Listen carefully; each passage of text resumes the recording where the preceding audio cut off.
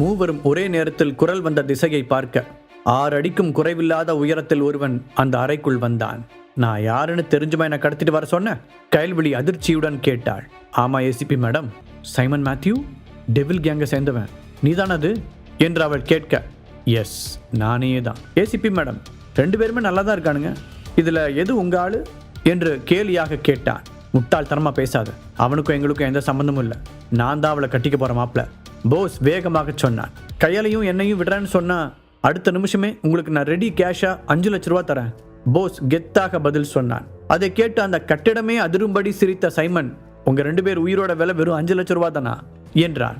அதுவும் இல்லாம நான் உனக்கு தான் ரேட் கேட்டேன், நீ ஏசிபி மேடத்தை விடுறேன்னு சொல்லவே இல்லையே. ஓ, நாங்க காசுக்காக தான் உங்களை கடத்திட்டு வந்து வச்சிருக்கோம்னு நினைச்சியா? அட முட்டா பயலே, உன் உயிரோட மதிப்பு வேணா வெறும் 5 லட்ச ரூபாயா இருக்கலாம், ஆனா ஏசிபியோட வேல்யூ என்னன்னு தெரியுமாடா உனக்கு? அவங்களையும் உன்னோட பிச்சை காசு 5 லட்ச ரூபாயில கூட்டு சேர்க்கிற என்று கோபமாக கேட்ட சைமன் கயல்விழியின் பக்கம் திரும்பினான். ஏசிபி மேடம், உங்களோட லெவலுக்கு இவன் தேவையான நல்லா யோசிச்சுக்கோங்க, உங்களோட வேல்யூ என்னன்னு கூட தெரியாம உளறிக்கிட்டு இருக்கான், இவனையா கல்யாணம் பண்ணிக்க போறீங்க என்று கேட்டான். கயல்விழி எதுவும் பேசாமல் முகத்தை திருப்பிக் கொண்டாள்.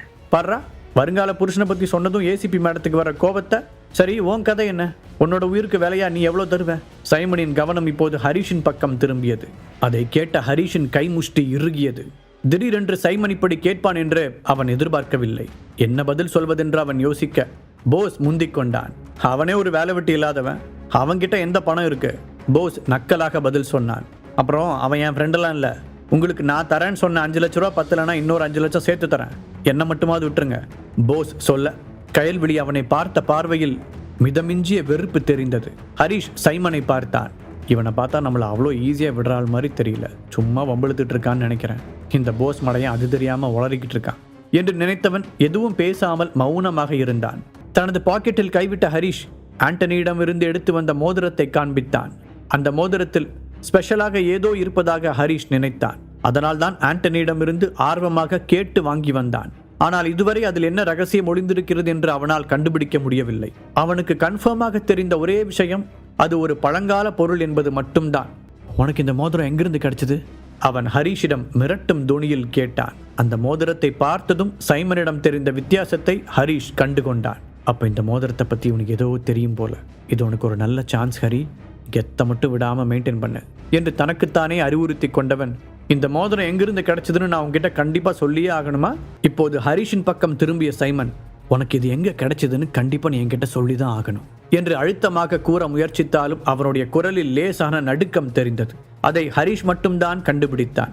முதலில் ஆண்டனியிடமிருந்து வாங்கிய உண்மையை சொல்லிவிடலாமா என்று யோசித்த ஹரிஷ் பின்பு ஏதோ நினைத்து மனதை மாற்றிக்கொண்டான். அது என்னோட தான் என்று அடித்து சொன்னான். ஹரிஷின் கண்கள் இயற்கையாகவே ஷார்ப்பாக இருக்கும். இப்போது வேண்டுமென்றே சைமனை ஆழமாக பார்த்து கொண்டே இதை சொன்னான்.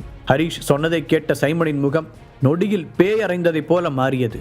அவனுடைய நெற்றியில் வேர்க்கத் தொடங்க ஹரிஷின் கண்களை நேராக எதிர்கொள்ள முடியாமல் பார்வையை திருப்பிக் கொண்டான்.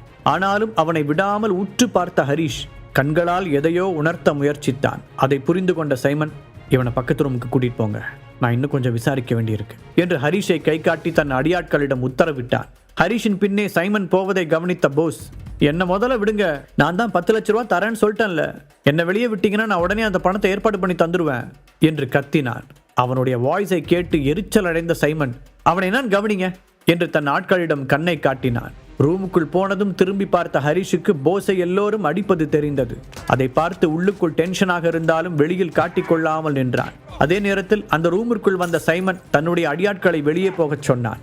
அதன் பிறகு கதவை அடைத்துவிட்டு மெதுவாக ஹரிஷின் பக்கம் திரும்பி அவன், மன்னிச்சுக்கோங்க சார், நீங்க யாருன்னு தெரியாம போச்சு என்று அவன் முன்னால் முட்டி போட்டு மன்னிப்பு கேட்டான். அதை பார்த்து அதிர்ந்த ஹரிஷ் சடனாக ஒரு ஸ்டெப் பின்னால் எடுத்து வைத்தான்.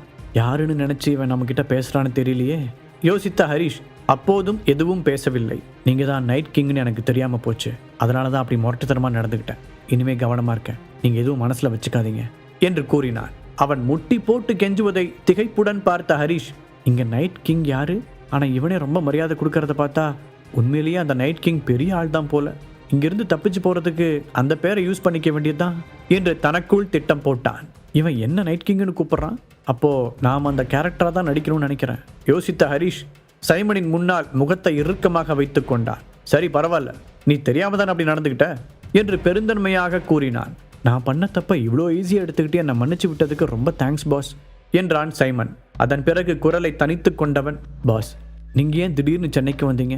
நீங்கள் வரப்போகிறதா யாருமே எனக்கு இன்ஃபார்ம் பண்ணலையே என்று கேட்டான். நான் எங்கே போனாலும் உங்ககிட்ட இன்ஃபார்ம் பண்ணிட்டு தான் போகணுமா? நீ உன் வேலையை மட்டும் பாரு, மற்றதெல்லாம் நான் பார்த்துக்கிறேன். ஹரிஷ் அலட்சியமாக பதில் சொன்னான். Okay boss. அடுத்த நிமிடமே சைமனின் குரல் பயத்துடன் வெளியே வந்தது. இதில் ஹரிஷுக்கு தெரியாதது என்னவென்றால், டெவில் கேங்கில் இருக்கும் யாரும் நைட் கிங்கை நேரில் பார்த்ததில்லை. அதனால் தான் சைமனுக்கும் அது யார் என்று தெரியாது. ஆனால் ஹரிஷ் தான் நைட் கிங் என்று தெரிந்த பிறகு, இவ்வளோ சின்ன வயசா இருக்கிறவர் எப்படி அவ்வளோ பெரிய இடத்துல இருக்காரு என்று அவன் ஆச்சரியப்பட்டான். அந்த காரணத்தினால்தான் ஹரிஷின் கையில் அந்த மோதிரத்தை பார்த்ததும் அந்த அளவுக்கு அதிர்ச்சி அடைந்தான். உன்னோட குரூப் ஆளுங்களை ஏசிபி கயல் பிடிச்சதா சொன்னியே, அது எப்படி நடந்துச்சு? ஹரிஷ் அங்கே கிடந்த ஒரு சேரில் சாதாரணமாக உட்கார்ந்து கொண்டு கேட்டான். ஆமா, அவ எப்படியோ என்னோட குரூப்பை கண்டுபிடிச்சு உள்ள வந்துட்டா பாஸ். அதான் எப்படின்னு தெரியல. அநேகமா என் குரூப்புக்குள்ளேயே ஏதாவது கருப்பாடு இருக்குமோன்னு சந்தேகப்படுறேன். சைமன் கடுப்புடன் சொன்னான். அதை பற்றிலாம் தெரிஞ்சுக்க எனக்கு இன்ட்ரெஸ்ட் இல்லை. இந்த சிட்டியை நாங்கள் கண்ட்ரோல் எடுத்துக்காத வரைக்கும் நீ தாராளமாக ஆளலாம் என்று சொன்ன ஹரிஷ் சைமனின் முன்னால் நன்றாகவே நடித்தான். எனக்கு புரியுது பாஸ் என்ற சைமன் சந்தோஷத்துடன் நன்றி சொன்னான். ஹரிஷுக்கு திடீரென்று பசி எடுத்தது. அவன் காலையிலிருந்து ஒரு காஃபி மட்டும் தான் குடித்திருந்தான். நான் இன்னும் எதுவும் சாப்பிடல. ஹரிஷ் முகத்தில் எந்த ரியாக்ஷனும் இல்லாமல் சொல்ல, ஆமாம் நீங்கள் ரொம்ப பிஸியான ஆள், உங்களுக்கு சாப்பிட்றது கூட நேரம் கிடைச்சிருக்காது. இதோ நான் இப்போவே உங்களுக்கு ஏதாவது ஏற்பாடு பண்ணி தரேன். சைமன் வேகமாக பதில் சொன்னான். சொல்லிவிட்டு அவசரமாக அவன் வெளியேற ஹரிஷ் அந்த ரூமை சுற்றி பார்த்தான். அதன் அமைப்பை பார்க்கும் போதே அது சைமனின் பர்சனல் ரூம் என்று தெரிந்தது. அங்கே ஒரு மர அலமாரி இருக்க, அதில் ஒரு கருப்பு பெட்டி இருந்தது. அது பார்க்கவே வித்தியாசமாக இருக்க ஹரிஷ் ஆர்வத்துடன் அதை திறக்க முயற்சி செய்தான். அதை திறப்பது கஷ்டமாக இருக்க தன் முழு பலத்தையும் யூஸ் செய்து அதை திறந்தவன் உள்ளே இருந்த பொருட்களை ஆச்சரியத்துடன் பார்த்தான். அதன் உள்ளே ஒரு சின்ன மூலிகை பொடி குப்பி இருந்தது. கூடவே அட்வான்ஸ்டு மூலிகை மருந்துகளை தயாரிப்பது எப்படி என்ற விளக்க புத்தகமும் இருந்தது. ஹரிஷ் அந்த புத்தகத்தை எடுத்து புரட்டினான். அந்த சின்ன டப்பாவில் இருந்தது போலவே ஒரு மூலிகை மருந்தின் படம் போடப்பட்டு அதன் கீழே விளக்கம் இருக்க ஹரிஷ் அதை கவனமாக படித்தான். அந்த டிஸ்கிரிப்ஷன் அடிப்படையில் பார்க்கும் பொழுது அது ஒரு ஹெர்பல் வெப்பன் என்று அவனுக்கு தோன்றியது. ஆமா, இங்க என்னதான் நடக்குது? எல்லாருமே இந்த ஹெர்பல் மெடிசின்ஸ்ல ரொம்ப இன்ட்ரெஸ்டடா இருக்கிற மாதிரி தெரியுது. முதல்ல தீபக், ஆபீசர் கயல், அப்புறம் ஆண்டனி, இப்போ இந்த சைமன். இவங்க எல்லாரும் இதை வச்சு என்ன பண்ணணும்னு நினைக்கிறாங்க? ஹரிஷ் தீவிரமாக யோசித்துக் கொண்டிருக்க அப்போது திடீரென்று வாசற் கதவருகே காலடி சத்தம் கேட்டது.